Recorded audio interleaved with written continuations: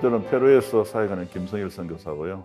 지금 제가 사역하는 사역은 주일학교 교사 훈련 프로그램하고 그리고 주일학교 교사들이 사용하는 자료들을 개발하고 있습니다. 그리고 교회를 개척해서 목회를 하고 있고요. 리마에서 가장 오래된 신학교인데 리마 이반젤리컬 세미나리죠.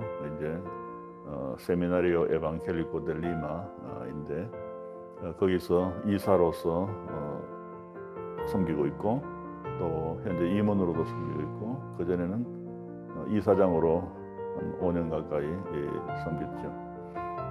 저는 SIM 선교사이고 한국에서는 GMS 듀얼 멤버십을 갖고 있고 파송한 교회는 서울의 대방교회 89년에 파송해서 지금까지 후원하는 교회입니다. 선교사 파송은 89년에 받았고 영국에 가서 1년 동안 영어를 배웠고 페루에서 영국에서 페루로 바로 갔죠. 그래서 90년도부터 지금까지 페루에서 사역하고 있습니다. 선교는 예수님께서 말씀하신 그대로 예수님의 말씀에 합당한 삶을 살면서 선교지에 있는 선교지 사람들을 섬기는 그 역할을 하는 것이 아닌가. 그것이 쉬운 일은 아니더라고요. 뭐 여러 가지 복합적으로 영적인 면에 있어서 진정한 섬김보다는 자신을 위한 섬김이 아닌가 그런 생각도 들 때가 많고요.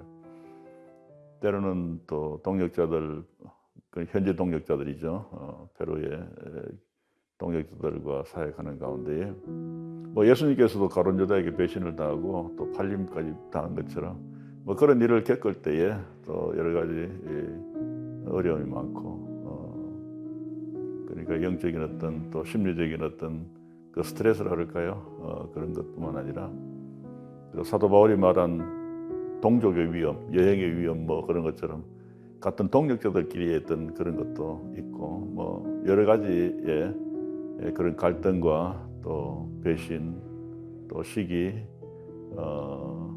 선교 단체의 저희들이 있으면서도 그런 인종적인 어떤 갈등 그런 것도 초기에 참 많이 느꼈죠. 저희가 이제 선교사로서 이제 외국 국제 선교부에 사역하는 가운데에 80년대 말 90년대 그때는 사실 한국에 대한 존재감이 그렇게 없었던 때이기 때문에 유럽 선교사나 또 미국 선교사나 이런 선교사들에 대한 선교사들이 동양 선교사에 대한 어떤 그런 보이지 않는 그런 어떤 차별 또 무시 뭐 그런 것도 많이 있었죠. 그러나 그런 것을 또 극복하는 과정 속에서 또 생기는 어떤 그런 영적인 갈등도 있었죠. 뭐 지금은 뭐 그게 그렇게 중요한 건 아니지만 그 당시에 초기에는 초기 선교 저희들의 선교 초기에는 그런 것이 많이 있었어요. 가장 뭐 보람되었다고 할까요? 그거는 사역의 결과가 나타날 때 저희들이 주일학교 교사 훈련 프로그램을 하고 특히 여름 성경학교 교사 강습회를 할 때에 한 12년 동안은 그렇게 꾸준하게 조금씩 성장하다가 한 10년 정도 지나면서부터 강습회에 참석하는 인원이 1000명이 가까이 되고 1500명이 막 가까이 할 때는 그때는 너무 감격스러운 거죠. 그러니까 하나님께서 그런 사역의 결과를 통해서 위로를 주시고 행복했던 것 같아요.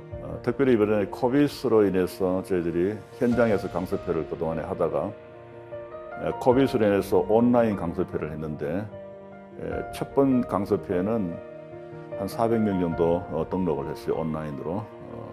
그리고 이제 코비드이 그러니까 팬데믹이 바로 시작한 때였기 때문에 무료로 이제 강습회를 했고 모든 자료도 무료로 이제 다운로드할 수 있도록 했는데 그 다음에 2022년도 1월 달에는 1000명 가까이 등록이 됐어요. 온라인으로. 그 페이스북에 그 비디오 그거를 스크린을 이용하고 그리고 스트림야드라는 플랫폼을 이용해서 이제 제가 갖고 있는 줌은 100명까지밖에 안 되기 때문에 그 스트림야드 그걸 갖고 10년 가까이 이렇게 등록한 걸 통해서 또 이런 어떤 온라인을 통한 사역의 방향을 코비스의 어떤 그런 어떤 위기 상황을 오히려 극복할 수 있는 그런 어떤 계기가 된 것에 대해서 새로운 어떤 사역의 방향을 갖다가 볼 수 있는 가능성 그런 걸 보았을 때 참 저희들이 그동안에 계속 해왔던 그 사역에 대한 보상을 하나님께서 해주시는구나. 거기에 대해서 선교사에게 있어서 나타나는 가장 보람된 것은 결과가 아니겠나, 열매가 아니겠느냐 그런 생각을 합니다. 저희 청신신대원에 들어가기 전에 라틴어와 헬라어 공부하는 그 강좌를 반드시 공부를 하고 그다음 시험을 쳐야 되는데 그때 총신 그 사랑동에 있는 기숙사에 있을 때에 그때 보니까 외국 사람들이 왔다 갔다 그리고 또 이렇게 선교 훈련을 받는다고 왔다 갔다 그러는 거예요. 그래서 선교사 그때 이렇게 선교사 훈련 받는 것을 보니까 선교사가 참 되고 싶다 하는 그런 생각이 들더라고요. 그리고 이제 저는 일본으로 선교사를 가야 되겠다 하고 준비를 하고 있었는데 하나님께서 꿈속에서 사람은 보이지 않는데 어디로 갈 거냐고 그렇게 묻는 소리를 듣고 나는 페루로 간다고 그렇게 대답을 했어요. 근데 꿈을 꾸고 난 다음에 일어나서 페루가 어디 있는지 좀 잘 애매한 그런 어떤 정확하게 됐는지 뭐 이야기는 나라는 들었지만은 그러나 정확한 사정이나 그런 잘 몰랐기 때문에 꿈을 깨고 난 뒤에 제 집 사람에게 그때 결혼하고 얼마 되지 않았을 때인데 그 페루에 이런 가겠다고 꿈을 꿨다고 그랬더니 저희 집 사람도 저녁에 갑자기 일본 선교 준비하던 사람이 왜 페루냐고 또 그리고 또 이제 그 다음에 페루에 대해서 이제 알아보려고 도서관에 가서 책을 이렇게 그 당시에 김찬삼 세계 여행이라는 그 백과 그게 있어 여행 거기 보니까 페루가 나오는데 그 당시에 그분이 이제 대학교 교수였는데 그 오토바이를 타고 세계 일주를 하는데 이 페루에 관한 부분이 보니까 너무너무 낙후된 나라인 거예요. 차도 보니까 낡고 모든 어떤 상황이나 그때 자기가 여행하면서 느낀 그것을 너무너무 좋지 않아요. 페루하고 일본하고 비교해 보니까 그 언어도 스페니쉬고 또 그런 또 내가 알게 된 그런 정보에 의하면은 갈만한 나라가 아니다 그런 생각을 했었죠. 그리고 이제 잊어버렸다가 선교 훈련을 여름에 이제 받게 되는데 그때 마침 SIM의 총재였던 이안 헤이 박사가 그 선교 훈련원에 와서 이제 SIM 선교사들이 사역하는 그런 나라들을 이렇게 소개를 하는 그런 시간이 있었어요. 이틀인가 두 번인가 세 번인가 그렇게 강의를 했는데 아프리카에 이제 SIM은 아프리카에서 출발했으니까 아프리카 뭐 나이지리아 뭐 이디오피아 뭐 이렇게 다 설명 마지막 떠나기 하루 전날 남아메리카에서 사역하는 SIM 선교지를 소개를 하는데 그중에 볼리비아, 파라과이, 우루과이가 이제 이스트 앤디스 에리아라 해서 이제 그쪽에 세 나라 그리고 페루, 에콰도르, 볼리비아, 칠레 이렇게 선교사가 필요하다고 특별히 TE 사역 그 사역이 필요하다고 이제 사역기를 소개하는데 페루 이야기 들으니까 그때 꿈 이야기가 생각나는 거예요. 그래서 마음에 감동이 왔었어요. 그때 내가 페루를 또 하나님께서 부르시는 것이 아닌가 그런 생각을 하고 그날 밤에 기도를 했어요. 기도할 때에 마음의 평안함이 오는 거예요.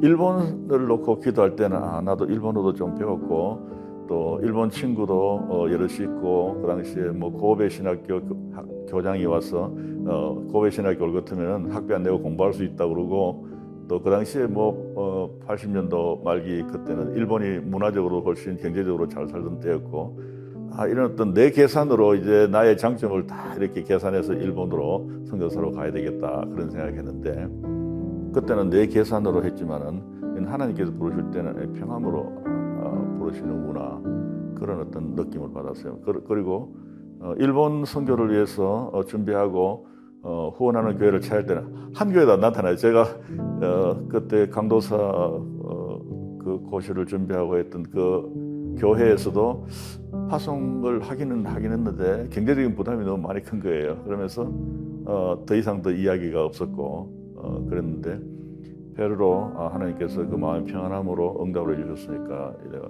페루로 가야 되겠다고 결정하고 난 뒤에, 그 다음에 얼마 되지 않아서 그만 파송교회가 생기고, 그리고 한 1년 한국에서 그 교회에서 섬기다가 교회 성도들도 알고 교제하고 그러다가 이제 선교사로 가면 8개월 만에 또 나가라고 그러고, 그래서 갑자기 그렇게 빨리 파송을 받게 되고 선교지에 나가서 지금까지 그렇게 있게 되죠.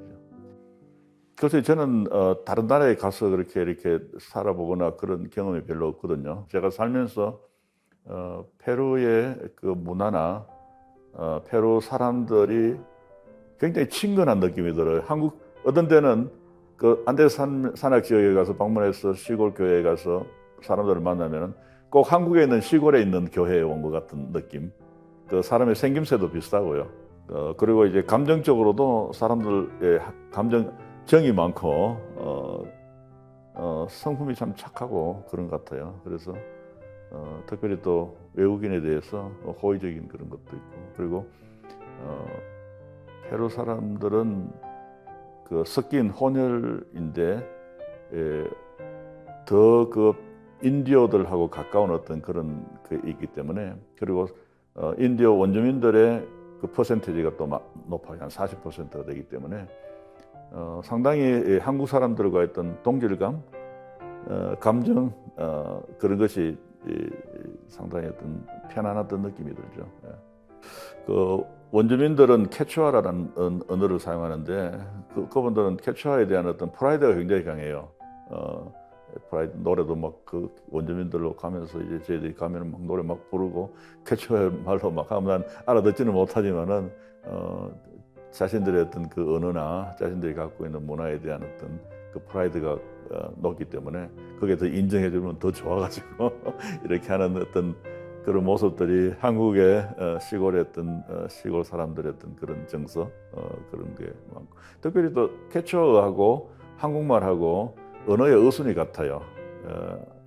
아마도 옛날에 그 내려오는 그 원주민들의 어떤 계통이 아마도 저 북쪽에서 내려오는 어떤 그런 그렇게 온 것이 아닌가, 그런 생각이 들죠.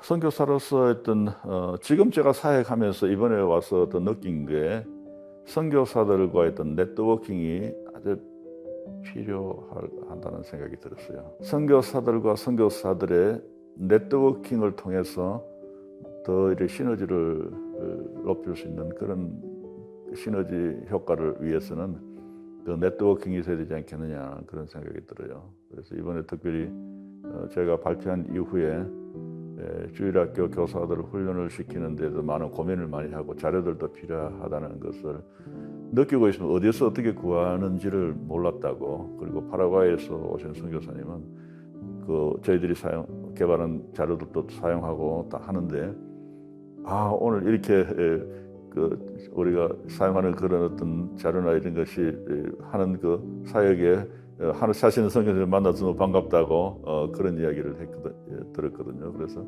앞으로는 좀 이번 계기를 통해서 그런 어떤 자료가 필요하고 또 교사 훈련이 필요한 그런 선교사님들끼리 같이 했던 그 네트워킹이 되고 또 도울 수 있는 부분들을 또 발견해서 서로 협력한다면은 좀 더 효과적인 선교, 결과가 있는 선교를 할 수 있지 않겠나, 그런 생각이 들어요. 저희 선교하면서 느낀 게, 이 선교는 하나님의 은혜로 하는 거. 그러니까 전에는 혜택을 받지 못했던, 강습을 받지 못하고 자료를